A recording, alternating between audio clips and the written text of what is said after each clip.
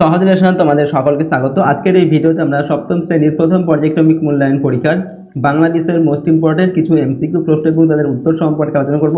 এই সমস্ত প্রশ্নোত্তরগুলো অবশ্যই তোমরা ভালোভাবে মুখস্থ করবে এবং প্র্যাকটিস করবে। এর মধ্যে থেকে কিন্তু তোমরা প্রথম ইউনিট টেস্টের পরীক্ষায় যে সমস্ত তোমাদের এমসিকিউ প্রশ্ন দেওয়া হয় সেগুলো কিন্তু কমন পাবে। তো চলো আজকের এই ভিডিওতে আমরা দেখে নিই ফার্স্ট ইউনিট টেস্ট পরীক্ষার ক্লাস 7-এর ফার্স্ট ইউনিট টেস্ট পরীক্ষার বেঙ্গলি সাবজেক্টের এই এমসিকিউ প্রশ্ন এবং তাদের উত্তরগুলো। ঠিক আছে, তার আগে তোমরা আমাদের এই চ্যানেল নতুন হলে চ্যানেলটিকে সাবস্ক্রাইব করে রাখবে, সাথে বেল আইকনে প্রেস করবে এবং অল অপশনটিকে সিলেক্ট করে নেবে পরবর্তী ভিডিওগুলো পাওয়ার জন্য। আর ভিডিওটিতে একটা লাইক করবে এবং ভিডিওটি বন্ধু বান্ধবীর সঙ্গে অবশ্যই শেয়ার করবেন। আর যদি তোমরা এই সমস্ত প্রশ্নোত্তরের পিডিএফ ফাইল পেতে চাও তাহলে সহজ লেসন অ্যাপটিকে ফোনে ইনস্টল করে রাখবে। সেখানে কিন্তু ভিডিওর পাশে পিডিএফগুলো দেওয়া থাকবে, সেখান থেকে তোমরা চাইলে পিডিএফগুলো ফোনে ডাউনলোড করে নিতে পারবে অথবা সেখান থেকে তোমরা পড়তেও পারবে। ঠিক আছে, তাছাড়া তোমাদের এই অ্যাপের মধ্যে তোমরা সমস্ত সাবজেক্টের সাজেশন, মডেল কোশ্চেন পেপারস এবং সিলেবাস, মার্কস ডিভিশন এই সব কিছু সেখানে দেওয়া থাকবে, সেগুলো কিন্তু তোমরা সেখান থেকে পেয়ে যাবে। তো চলো আজকের এই ভিডিওতে আমরা দেখে নিই ক্লাস 7-এর বাংলা বিষয়ের মোস্ট ইম্পর্টেন্ট কিছু এমসিকিউ প্রশ্ন এবং তাদের উত্তরগুলো। দেখো, 1 নম্বর দাগে প্রশ্ন কি দেওয়া আছে, ছন্দে শুধু কান রাখো কবিতায় কবি ছন্দের অস্তিত্ব লক্ষ্য করেননি কোন জিনিসে? অপশান 1-এ দেওয়া আছে এখানে ঝড় বাদলে, অপশান 2-এ দেওয়া আছে মানুষের হাঁটায়, অপশান 3-এ দেওয়া আছে জ্যোৎস্নায় এবং অপশান 4-এ দেওয়া আছে ঘড়ির কাঁটায়। তো ছন্দে শুধু কান রাখো এই কবিতায় কবি কোন জিনিসের ছন্দ লক্ষ্য করেননি? সঠিক উত্তর কোনটা হবে?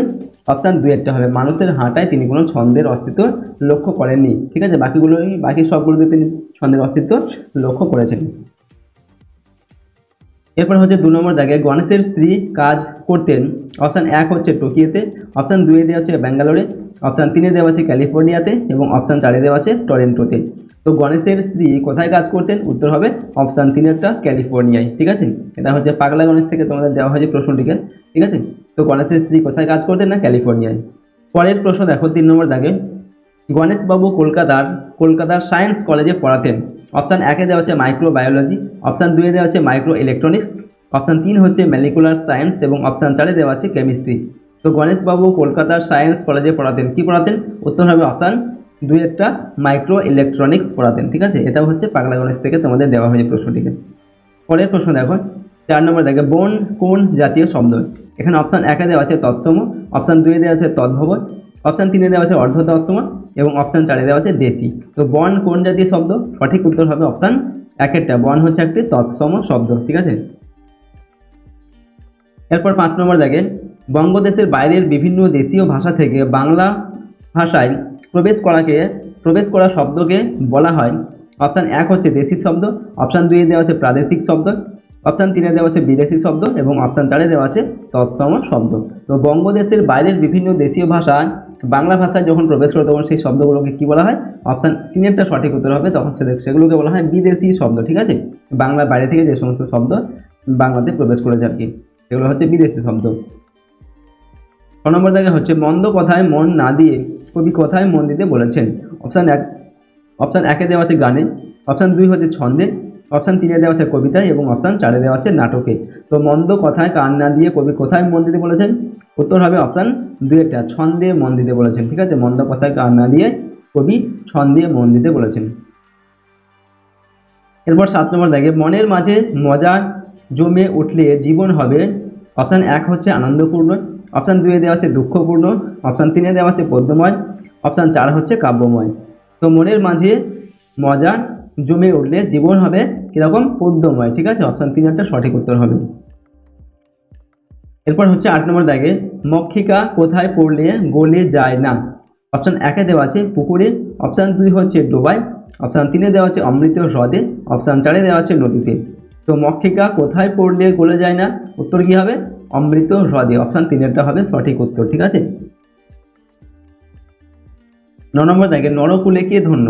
এখানে অপশান 1-এ দেওয়া আছে যাকে লোকে ভুলে যায়, অপশান 2 হচ্ছে যাকে লোকে ভুলে যায় না, অপশান 3 হচ্ছে যাকে লোকে করুণা করে, অপশান 4-এ দেওয়া আছে যাকে লোকে ভয় পায়।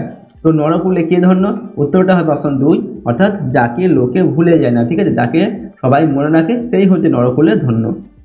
পরের প্রশ্ন 10 নম্বর দাগে, বাবা কোন দেশীয় শব্দ? এখানে 1-এ দেওয়া আছে অলন্দাজ, অপশান 2 হচ্ছে তুর্কি, অপশান 3-এ দেওয়া আছে পেরু, অপশান 4-এ দেওয়া আছে স্পেনীয়। তো বাবা কোন দেশীয় শব্দ? বাবা হচ্ছে একটি তুর্কি শব্দ, অপশান 2-এরটা সঠিক উত্তর এখানে হবে। এরপর 11 নম্বর দেখে, মিছরি কোন দেশীয় শব্দ? অপশান 1-এ দেওয়া আছে রুশ, অপশান 2-এ দেওয়া আছে অস্ট্রেলীয়, অপশান 3 হচ্ছে মিশরীয়, অপশান 4-এ দেওয়া আছে স্পেনীয়। তো তো মিছরি কোন দেশের শব্দ? এটা হচ্ছে মিশরীয় শব্দ। অপশন 3 একটা সঠিক উত্তর হবে, মিছরি হচ্ছে একটি মিশরীয় শব্দ। পরের প্রশ্ন দেখো 12 নম্বর দাগে, ঘুগনি কোন দেশীয় শব্দ? অপশন 1 দেওয়া আছে ফরাসি, অপশন 2 হচ্ছে ইংরেজি, অপশন 3 দেওয়া আছে তুর্কি এবং অপশন 4 দেওয়া আছে বর্মী। তো ঘুগনি হচ্ছে একটি বর্মী শব্দ, অপশন 4টা সঠিক উত্তর এখানে হবে, ঠিক আছে। এরপর হচ্ছে 13 নম্বর দাগে, কান না দিলে ছন্দে যেন। অপশন 1 হচ্ছে গদ্য লেখা সহজ নয়, অপশন 2 পদ্য লেখা সহজ নয়, অপশন 3 দেওয়া আছে গল্প লেখা সহজ নয়, অপশন 4 দেওয়া আছে কাব্য লেখা সহজ নয়। তো কান না দিলে ছন্দে যেন উত্তরটা কি হবে? পদ্য লেখা সহজ নয়, অপশন 2 এটা সঠিক উত্তর হবে, ঠিক আছে। কান না দিলে ছন্দে যেন পদ্য লেখা সহজ নয়। পরের প্রশ্ন 14 নম্বর জায়গায়, পাগলা গণেশ একটি। অপশন 1 দেওয়া আছে বিজ্ঞান, অপশন 2 দেওয়া আছে কল্পবিজ্ঞান, অপশন 3 হচ্ছে রূপকথা, অপশন 4 দেওয়া আছে হাসি বিষয়ক গল্প। তো পাগলা গণেশ কি ধরনের গল্প? তো পাগলা গণেশ হচ্ছে একটি কল্প বিজ্ঞানমূলক গল্প, ঠিক আছে, কল্পবিজ্ঞান, অপশন 2 এটা সঠিক উত্তর হবে। পরের প্রশ্ন 15 নম্বর জায়গায়, আজ শব্দটি এসেছে সংস্কৃত। 1 নম্বর হচ্ছে দেওয়া আছে অদ্য থেকে, 2 নম্বর অপশন আদ্য থেকে, 3 নম্বর অপশন দেওয়া আছে আর্য থেকে এবং 4 নম্বর অপশন দেওয়া আছে আর্য থেকে, ঠিক আছে, আ বর্গীয় জয় জফলা। তো আজ এই শব্দটি এসেছে সংস্কৃত শব্দ কোথা থেকে? অদ্য থেকে, অ দয়ে জফলা অদ্য, ঠিক আছে, এখান থেকে এসেছে আজ শব্দটি। 16 নম্বর দাগের প্রশ্ন, ড্যাশ থমকে দাঁড়িয়ে লিখে নিল সব শূন্যস্থানের শব্দটি হলো। তো এখানে শূন্যস্থানে কি বসবে? অপশন 1 দেওয়া আছে জীবন, অপশন 2 হচ্ছে ইতিহাস, অপশন 3 দেওয়া আছে সংগ্রাম এবং অপশন 4 দেওয়া আছে কলম। এখানে সঠিক উত্তর কি হবে? ইতিহাস, ঠিক আছে, অপশন 2 এটা সঠিক উত্তর হবে, ইতিহাস থমকে দাঁড়িয়ে লিখে নিল সব, ঠিক আছে, এটা হবে সঠিক উত্তর। পরের প্রশ্ন 17 নম্বর দাগে, চা একটি। অপশন 1 হচ্ছে তুর্কি শব্দ, অপশন 2 হচ্ছে স্পেনীয় শব্দ, অপশন 3 দেওয়া আছে চীনা শব্দ এবং অপশন 4 দেওয়া আছে ইংরেজি শব্দ। তো চা হচ্ছে একটি চীনা শব্দ, ঠিক আছে, অপশন 3 হবে সঠিক উত্তর। এরপর 18 নম্বর দাগে, পোর্ট্রেট শব্দটির অর্থ হলো। অপশন ক প্রতিকৃতি, অপশন খ দেওয়া আছে আত্মপ্রতিকৃতি, অপশন গ দেওয়া আছে প্রতিকৃতির ছবি এবং তো এখানে 3টি অপশন দেওয়া আছে, সঠিক উত্তর হবে অপশন কয়েকটা, ঠিক আছে। পোর্ট্রেট শব্দের অর্থ হচ্ছে প্রতিকৃতি, অপশন ক এখানে সঠিক উত্তর হবে। এরপর দেখো 19 নম্বর দাগে, মসজিদ সমাধি কিংবা অন্য কোনো ইমারতের সঙ্গে ইমারতের অঙ্গ হিসাবে যে মিনার থাকে তাকে বলে। অপশন 1 দেওয়া আছে স্তম্ভ, অপশন 2 হচ্ছে মিনারেট, অপশন 3 হচ্ছে কুতুব মিনার, ঠিক আছে। তো মসজিদ অপশন 4 দেওয়া আছে শহীদ মিনার।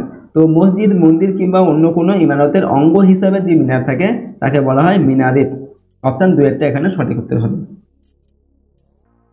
পরের প্রশ্ন দেখো 20 নম্বর দাগে, ছন্দ বাজে। অপশন ক হচ্ছে ঘড়ির কাঁটায়, অপশন খ দেওয়া আছে মোটর চাকায়, অপশন গ দেওয়া আছে নদীর স্রোতে, ঠিক আছে। তো 3টি অপশনের মধ্যে সঠিক উত্তর হবে অপশন খ একটা মোটর চাকায়, ঠিক আছে, ছন্দ বাজে মোটর চাকায়। পরের প্রশ্ন 21 নম্বর দাগে, কোকনদ শব্দের অর্থ হলো। অপশন ক লাল পদ্ম, অপশন খ দেওয়া আছে নীল পদ্ম, অপশন গ দেওয়া আছে সাদা পদ্ম, ঠিক আছে, এবং অপশন 4 দেওয়া আছে লাল গোলাপ। তো কোকনদ এই শব্দের অর্থ হচ্ছে লাল পদ্ম, অপশন কয়েকটা হবে সঠিক উত্তর, ঠিক আছে, কোকনদ শব্দের অর্থ হচ্ছে লাল পদ্ম। এরপর হচ্ছে 22 নম্বর দাগে, প্রদত্ত কোনটি তদ্ভব শব্দ? অপশন ক দেওয়া আছে কানাই, অপশন খ হচ্ছে কার্য, অপশন, ঠিক আছে, 3 নম্বর অপশন হচ্ছে কেষ্ট আর 4 নম্বর অপশন দেওয়া আছে কৃষ্ণ। তো এখানে প্রদত্ত কোনটি তদ্ভব শব্দ? তো তদ্ভব শব্দ কোনটি এখানকার মধ্যে? কানাই, অপশন 1 একটা সঠিক উত্তর হবে কানাই, এটা হচ্ছে একটি তদ্ভব শব্দ, ঠিক আছে। পরের প্রশ্ন দেখো 23 নম্বর দাগে, যেসব তৎসম শব্দ বাংলা ভাষায় গৃহীত হওয়ার পরে উচ্চারণ বিকৃতির কারণে রূপ বদলেছে তাদের বলা হয়। অপশন 1 হচ্ছে বিদেশি শব্দ, অপশন 2 দেশি শব্দ, অপশন 3 হচ্ছে অর্ধ তৎসম শব্দ, অপশন 4 হচ্ছে তদ্ভব শব্দ। এখানে কি বলা হচ্ছে না, যেসব তৎসম শব্দ বাংলা ভাষায় গৃহীত হবার পরে উচ্চারণ বিকৃতির কারণে রূপ বদলেছে তাদের কি বলা হয়? অর্ধ তৎসম শব্দ, ঠিক আছে। সংস্কৃত শব্দ কি হয়েছে? বাংলা ভাষায় প্রবেশ করার পরে রূপ বদলেছে, ঠিক আছে, উচ্চারণ বিকৃতির জন্য রূপ বদলেছে, সেগুলো হচ্ছে অর্ধ তৎসম শব্দ। এরপর হচ্ছে 24 নম্বর দাগে, চা, চিনি, লুচি এই শব্দগুলি কোন ভাষা থেকে এসেছে? অপশন 1 দেওয়া আছে গ্রিক, ঠিক আছে, অপশন 2 হচ্ছে বর্মী, অপশন 3 দেওয়া হচ্ছে ফরাসি, অপশন 4 হচ্ছে চীনা। তো চা, চিনি, লুচি এই শব্দগুলো কোন ভাষা থেকে এসেছে? এগুলো হচ্ছে চীনা শব্দ থেকে এসেছে, ঠিক আছে, চীনা শব্দ থেকে এসেছে চা, চিনি, লুচি এই সমস্ত শব্দগুলো। এরপরে প্রশ্ন 25 নম্বর দাগে, মৃত্যুঞ্জয় টনিক আবিষ্কার হয়েছিল অপশান একে দেওয়া হচ্ছে পাগলা গণেশের 200 বছর বয়সে, অপশান 2 হচ্ছে পাগলা গণেশের 50 বছর বয়সে, অপশান 3 দেওয়া হচ্ছে পাগলা গণেশের 60 বছর বয়সে, অপশান 4 দেওয়া আছে পাগলা গণেশের 100 বছর বয়সে। তো মৃত্যুঞ্জয় টনিক আবিষ্কার হয়েছিল কবে না, উত্তর হবে অপশান 2 পাগলা গণেশের 50 বছর বয়সে মৃত্যুঞ্জয় টনিক আবিষ্কার হয়েছিল। পরের প্রশ্ন দেখো 26 নম্বর, পৃথিবী যে উচ্ছন্নে গেল এই দুশ্চিন্তা হলো, অপশান 1 হচ্ছে পাগলা গণেশের, অপশান 2 দেওয়া আছে এক ভদ্র মহিলার, অপশান 3 হচ্ছে রাষ্ট্রপুঞ্জের মহাসচিবের, অপশান 4 হচ্ছে পাগলা গণেশের ছেলের।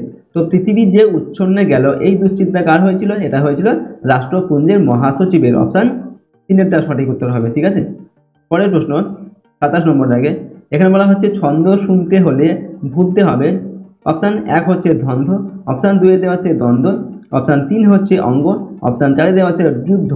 তো ছন্দ শুনতে হলে কি ভুলতে হবে, ছন্দ শুনতে হলে দ্বন্দ্ব ভুলতে হবে। ঠিক আছে, অপশান 2টা সঠিক উত্তর হবে।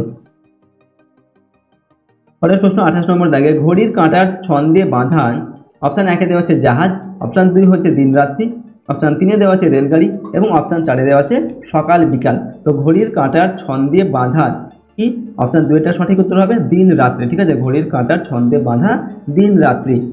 নেক্সট 29 নম্বর, এখানে বলা হচ্ছে পাশাপাশি অবস্থিত স্বর ও ব্যঞ্জন, ব্যঞ্জন ও স্বর, ব্যঞ্জন ও ব্যঞ্জন ধ্বনির মিলনে যে সন্ধি হয় তা হলো, অপশান 1 হচ্ছে স্বরসন্ধি, অপশান 2 ব্যঞ্জন সন্ধি, অপশান 3 হচ্ছে ব্যঞ্জন, অপশান 2 দেওয়া আছে ব্যঞ্জন ধ্বনি এবং অপশান 3 দেওয়া আছে ব্যঞ্জন সন্ধি। ঠিক আছে, অপশান 4 হচ্ছে স্বরধ্বনি।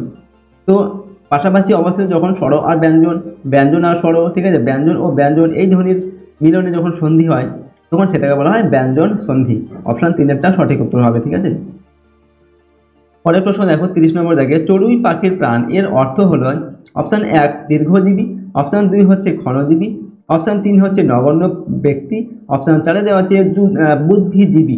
তো চড়ুই পাখির প্রাণ এই কথার অর্থ হচ্ছে ক্ষণজীবী। ঠিক আছে, অর্থাৎ যার যে আয়ু কম, ঠিক আছে, সেটাকে বলা হয় ক্ষণজীবী বা চড়ুই পাখির প্রাণ। ঠিক আছে, পরের প্রশ্ন দেখো 31 নম্বর দাগে, আজ সকাল থেকে বসে গণেশ লিখছে, অপশান ক দেওয়া আছে গল্প, অপশান খ দেওয়া আছে কবিতা, অপশান গ দেওয়া আছে নাটক এবং অপশান ঘ দেওয়া আছে ভ্রমণ কাহিনী।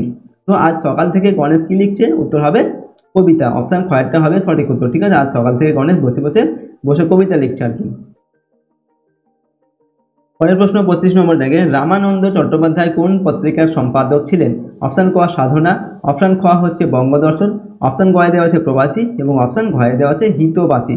তো রামানন্দ চট্টোপাধ্যায় কোন পত্রিকার সম্পাদক ছিলেন, রামানন্দ চট্টোপাধ্যায় ছিলেন প্রবাসী পত্রিকার সম্পাদক, অপশান গ। ঠিক আছে, পরের প্রশ্ন দেখো এখানে 33 নম্বর দাগে, দৈবের বসে জীব তারা কোথায় খসে পড়ে। ওকে, এখানে অপশান ক দেওয়া আছে স্বদেশে, অপশান খ দেওয়া আছে ভারতে, অপশান গ দেওয়া আছে এখানে প্রবাসে এবং অপশান ঘ দেওয়া আছে বিদেশে। তো দৈবের বসে জীব তারা খসে পড়তে পারে কোথায়, উত্তর হবে প্রবাসে, অপশান 2টা গয়েরটা সঠিক উত্তর এখানে হবে দৈবের বসে জীব তারা খসে পড়ে প্রবাসে। ঠিক আছে, 34 নম্বর, তাই তো সহস্র পাখির ড্যাশ আজ দিগন্ত মুখর। এখানে অপশান দেওয়া আছে ক দেওয়া আছে ডাকে, অপশান খ দেওয়া আছে গানে, অপশান গ দেওয়া আছে কলতানে এবং অপশান ঘ দেওয়া আছে ধ্বনিতে। তো তাই তো সহস্র পাখির ড্যাশ আজ দিগন্ত মুখর, এখানে উত্তর হবে কলতানে। ঠিক আছে, তাই তো সহস্র পাখির কলতানে আজ দিগন্ত মুখর, অপশান গ সঠিক উত্তর হবে। নেক্সট প্রশ্ন দেখো 35 নম্বর দাগে, নিচের কোনটি তদ্ভব শব্দ। তো এখানে অপশান ক দেওয়া হচ্ছে কানাই, অপশান খ হচ্ছে কাজ, অপশান গ দেওয়া হচ্ছে কেষ্টন এবং অপশান ঘ দেওয়া হচ্ছে কৃষ্ণ। তো কোনটি তদ্ভব শব্দদের মধ্যে সঠিক উত্তর হবে কাজ। ঠিক আছে, কাজ এটা হচ্ছে একটি তদ্ভব শব্দ, অপশান খ। এরপর হচ্ছে 36 নম্বর দেখে, চা চিনি লুচি এই শব্দগুলি কোন ভাষা থেকে এসেছে, অপশান ক গ্রিক, অপশান খ হচ্ছে বর্মী, অপশান গ দেওয়া আছে ফরাসি, ঠিক আছে, এবং অপশান ঘ হচ্ছে চীনা। তো চা চিনি লুচি এগুলো হচ্ছে চীনা, ঠিক আছে, চীনা শব্দ থেকে বা চীনা ভাষা থেকে এসেছে। ঠিক আছে, এই শব্দগুলো চীনা ভাষা থেকে এসেছে। নেক্সট প্রশ্ন 37 নম্বর, বাবা কোন দেশীয় শব্দ, অপশান ক দেওয়া আছে অলন্দাজ, অপশান খ দেওয়া আছে তুর্কি, অপশান গ দেওয়া আছে পেরু এবং অপশান ঘ দেওয়া আছে স্পেনীয়। তো বাবা হচ্ছে কি ধরনের শব্দ, এটা হচ্ছে একটি তুর্কি শব্দ, অপশান খ সঠিক উত্তর। নেক্সট প্রশ্ন দেখো 38 নম্বর দাগে, পাগলা গণেশ গল্পে ব্যতিক্রমী চরিত্রটি হলো, অপশান ক গণেশ, অপশান খ হচ্ছে গণেশের স্ত্রী, অপশান গ দেওয়া আছে পুলিশম্যান এবং অপশন ঘয়ে দেওয়া আছে গণেশের মেয়ে। তো পাগলা গণেশ গল্পে ব্যতিক্রমী চরিত্র কোনটি? উত্তর হবে গণেশ। ঠিক আছে, গণেশ এটা হচ্ছে পাগলা গণেশ চরিত্রে গল্পে একটি ব্যতিক্রমী চরিত্র। এরপর হচ্ছে 39 নম্বর, সাধিতে মনের স্বাদ ঘটে যদি পরমাদ, পরমাদ শব্দটির অর্থ হলো অপশন ক পরম স্বাদ, অপশন খয়ে দেওয়া আছে পরম আরাধ্য, অপশন গয়ে দেওয়া আছে পরমার্থ, অপশন ঘয়ে দেওয়া আছে ভুল। তো সাধিতে মনের স্বাদ ঘটে যদি পরমাদ, এখানে পরমাদ, ঠিক আছে, এই পরমাদ শব্দের অর্থ কি? পরমাদ শব্দের অর্থ হচ্ছে ভুল, অপশন ঘয়েরটা সঠিক উত্তর হবে। ঠিক আছে, পরের প্রশ্ন 40 নম্বর দেখে, বাংলা শব্দ ভাণ্ডারে যেসব শব্দ সংস্কৃত ভাষা থেকে অপরিবর্তিতভাবে প্রবেশ করছে সেগুলি হলো তৎসম শব্দ, অপশান খ তদ্ভব শব্দ, অপশান গয়ে হচ্ছে অর্ধ তৎসম শব্দ এবং অপশান ঘয়ে দেওয়া আছে দেশি শব্দ। তো বাংলা শব্দ ভাণ্ডারের যেসব শব্দ সংস্কৃত ভাষা থেকে অপরিবর্তিতভাবে প্রবেশ করেছে সেগুলি হচ্ছে তৎসম শব্দ। ঠিক আছে, অপশান কয়েকটা এখানে সঠিক উত্তর হবে। পরের প্রশ্ন দেখো 41 নম্বরে, যেটি মিশ্র শব্দের উদাহরণ, 1 নম্বর অপশন অর্থাৎ অপশন ক হচ্ছে আলু, অপশন খয়ে দেওয়া হচ্ছে ঢেকি, অপশন গয়ে দেওয়া হচ্ছে হেডমাস্টার, অপশন ঘয়ে দেওয়া আছে হেড পণ্ডিত। তো এখানকার মধ্যে মিশ্র শব্দ কোনটি? সঠিক উত্তর হবে হেড পণ্ডিত, অপশন ঘয়েটা। ঠিক আছে, হেড পণ্ডিত এটা হচ্ছে একটি মিশ্র শব্দ, হেড আর হচ্ছে পণ্ডিত। ঠিক আছে, পরের প্রশ্ন 42 নম্বর দাগে, পাগলা গণেশ একটি ড্যাশ বিষয়ক গল্প। এখানে অপশান কতে দেওয়া আছে বিজ্ঞান, অপশান খতে দেওয়া আছে কল্প বিজ্ঞান, অপশান গতে দেওয়া আছে রূপকথা এবং অপশান ঘয়ে দেওয়া আছে তো এখানে 3টি অপশান দেওয়া আছে। তো পাগলা গণেশ হচ্ছে একটি কল্প বিজ্ঞানমূলক গল্প বিষয়ক গল্প। ঠিক আছে, কল্প বিজ্ঞান বিষয়ক গল্প। পরের প্রশ্ন 43 নম্বর দাগে, রামকিঙ্কর শান্তিনিকেতনে প্রথম কোন বিষয়টি শুরু করেন? অপশান 1 দেওয়া হচ্ছে পুতুল তৈরি, অপশান 2 হচ্ছে অয়েল পেন্টিং, অপশান 3 হচ্ছে ওরিয়েন্টাল আর্ট, অপশান 4 হচ্ছে ল্যান্ডস্কেপ। তো রামকিঙ্কর শান্তিনিকেতনে প্রথম কোন বিষয়টি শুরু করেছিলেন? উত্তর হবে অয়েল পেন্টিং, অপশান 2টা। ঠিক আছে, অয়েল পেন্টিং প্রথম শুরু করেছিলেন। ঠিক আছে, রামকিঙ্কর শান্তিনিকেতনে। পরের প্রশ্ন এখানে 44 নম্বর দাগে, সেই ধন্য নরকুলে, অপশান ক যার অনেক অর্থ আছে, অপশান খ যার উচ্চ, যার বংশ উচ্চ, অপশান ক হচ্ছে লোকে যাকে মনে রাখে, অপশান ঘয়ে দেওয়া আছে। এখানে 3টি অপশান দেওয়া আছে, সঠিক উত্তর হবে অপশান গয়েরটা, লোকে যাকে মনে রাখে। ঠিক আছে, সেই হচ্ছে নরকুলে ধন্য। ওকে, পরের প্রশ্ন দেখো 45 নম্বর দাগে, কবিকে নীল রং ধার দিতে চাই, অপশান 1 চড়ুই, অপশান 2 হচ্ছে তা আকাশ, অপশান 3 দেওয়া আছে ইঁদুর এবং অপশান 4 দেওয়া আছে মাছরাঙা। তো কবিকে নীল রংটা কে ধার দিতে চায়? সেটা উত্তর হবে মাছরাঙা। ঠিক আছে, মাছরাঙা কবিকে নীল রংটা ধার দিতে চায়। পরের প্রশ্ন দেখো 46 নম্বর দাগে, পর্তুগিজ শব্দ হলো অপশান ক পেয়ারা, অপশান খ হচ্ছে ময়দা, অপশান গয়ে দেওয়া আছে লুচি এবং অপশান ঘয়ে দেওয়া আছে। তো এখানে 3টি অপশান দেওয়া আছে, তো সঠিক উত্তর হবে অপশান কয়েকটা, পেয়ারা। পেয়ারা হচ্ছে একটি পর্তুগিজ শব্দ। ঠিক আছে, একটি পর্তুগিজ শব্দ হচ্ছে পেয়ারা। পরের প্রশ্ন 47 নম্বর দাগে, যে সমস্ত তৎসম শব্দ বাংলা ভাষায় গৃহীত হওয়ার পরেও উচ্চারণ বিকৃতির কারণে রূপ বদলেছে তাদের বলা হয় অপশান ক তৎসম শব্দ, অপশান খ অর্ধ তৎসম শব্দ, অপশান ক হচ্ছে তদ্ভব শব্দ। ঠিক আছে, তো এখানে উত্তরটা হবে অপশান খয়টা, অর্থাৎ অর্ধ তৎসম শব্দ হবে। যে সমস্ত তৎসম শব্দ বাংলা ভাষায় গৃহীত হওয়ার পরেও উচ্চারণ বিকৃতির কারণে রূপ বদলেছে সেগুলিকে বলা হয় কী ধরনের শব্দ? না, অর্ধ তৎসম শব্দ। ঠিক আছে, তো এখানে আমরা দেখো টোটাল 47টি এমসিকিউ প্রশ্ন এবং তাদের উত্তর সম্পর্কে আলোচনা করলাম তোমাদের ক্লাস 7-এর বাংলা বিষয়ের ফার্স্ট ইউনিট টেস্ট পরীক্ষার। ওকে, তো এই সমস্ত প্রশ্নগুলি কিন্তু তোমরা ভালোভাবে মুখস্থ করবে এবং প্র্যাকটিস করবে। আর যদি এই চ্যানেলে তোমরা নতুন হয়তো চ্যানেলটি সাবস্ক্রাইব করে রাখবে, সাথে বেল আইকনে প্রেস করবে এবং অল অপশানটি সিলেক্ট করে রাখবে পরবর্তী ভিডিওগুলো পাওয়ার জন্য। আর ভিডিওটিতে একটি লাইক করবে এবং ভিডিওটি বন্ধু বান্ধবের সঙ্গে অবশ্যই শেয়ার করবে। আর যদি তোমরা এই সমস্ত প্রশ্ন উত্তরের পিডিএফ ফাইল পেতে চাও তাহলে সহজ লেসন অ্যাপটিকে ফোন ইনস্টল করবে। সেখানে তোমরা এই সমস্ত ভিডিওর পাশে কিন্তু ভিডিও দেওয়া থাকবে, তার পাশে পিডিএফগুলোও দেওয়া থাকবে। চাইলে তোমরা সেই সমস্ত প্রশ্নগুলো সেখান থেকে পড়তে পারবে অথবা পিডিএফগুলো ফোনে ডাউনলোড করে নিতে পারবে এবং তোমরা সেখানে এই অ্যাপের মধ্যে সমস্ত সাবজেক্টের suggestion, model question paper, syllabus, marks division এই সব কিছু কিন্তু তোমরা সেখানে পেয়ে যাবে। তো আজকের এই ভিডিওটিকে আমরা এখানে শেষ করছি। সম্পূর্ণ ভিডিওটি দেখার জন্য অসংখ্য ধন্যবাদ।